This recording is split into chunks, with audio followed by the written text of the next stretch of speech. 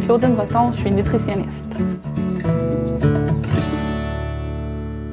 Moi, je suis nutritionniste à la clinique Saint-Amour. C'est une clinique privée qui travaille dans les troubles de comportement alimentaire, donc anorexie, boulimie, compulsion alimentaire. C'est une clinique qui est à 5 minutes des ponts sur la rive sud de Québec. La clientèle qui vient ici, c'est une clientèle à peu près entre, je dirais, 6 ans et 60 ans, donc c'est assez vaste.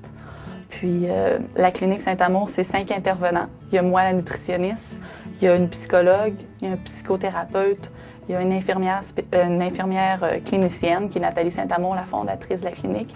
Puis il y a aussi un psychoéducateur. La profession de nutritionniste, c'est une profession qui est très concrète.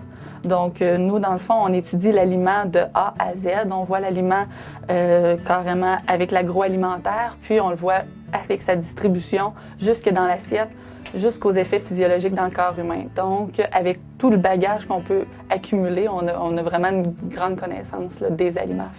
Lorsqu'on parle à une clientèle, là, on peut vraiment là, connaître sur le bout des doigts les aliments.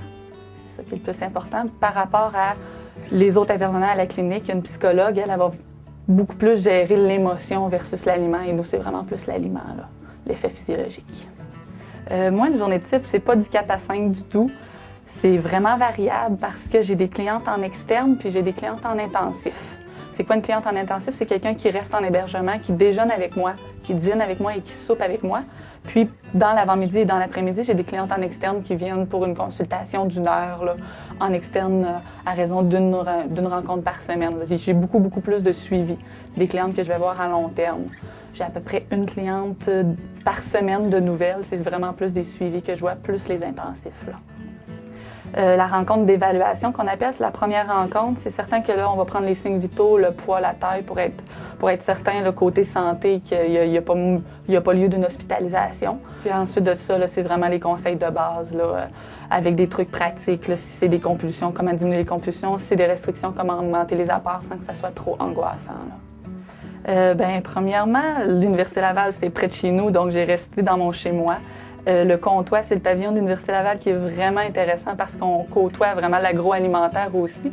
Puis, c'est vraiment les stages qui fait toute la différence dans le baccalauréat parce qu'on a plusieurs cours, qu'on apprend beaucoup de choses, mais c'est vraiment le concret, l'aboutissement des stages. On voit comment tous les cours peuvent s'engendrer, comment on a vraiment une grande connaissance sans s'en rendre compte. Au bout du bac, on a vraiment appris beaucoup de choses sur les aliments. Puis pendant le stage, on voit que tout ça s'emboîte, là, puis qu'on a des bonnes connaissances. Fait que ce que je me souviens, là, en gros, là, c'est vraiment les stages qui font toute la différence, là, les 2 sessions complètes de stage.